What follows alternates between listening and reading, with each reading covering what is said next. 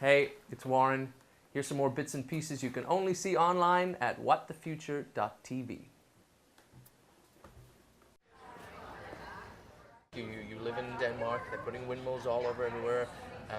One of the companies we were looking at was A Better Place, or putting, you know, and I actually like what they're doing because they're at least going to the point where they're going to make it better for you to drive an electric car than not, which makes sense to me. It's like no one had to force me to buy a cell phone.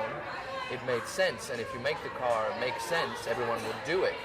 But at the same time, Denmark is paying the price, if you like, with huge taxation and huge social pressure. I wonder how you...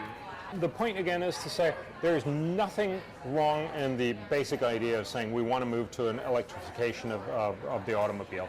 It makes technical sense, it makes economic sense, and it makes environmental sense. So definitely we want to do this in the long run, but we don't want to do it when it's too early, in a sense. Just like you didn't want to be the guy who ended up with a Betamax of the videotapes. I don't know whether this reference just falls flat. It depends on who you talk to. But the main point here is to again to say, let's not spend a huge amount of money on the wrong technology.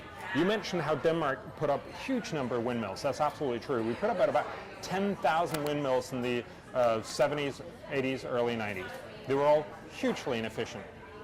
We've cut down them all and replace them with much more efficient, they're still not efficient, but much more efficient windmills. Did you need to build the first ones to get to the second ones? I'm simply asking, you definitely need to put up a few to make the demonstration models and to move on to the next generation, but you didn't need to put up 10,000.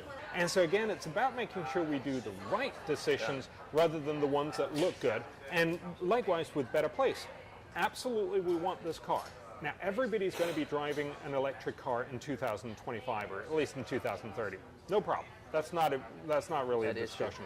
The point is, are we going to be spending a lot of money to subsidize that in Denmark to do that in 2010 rather than 2015?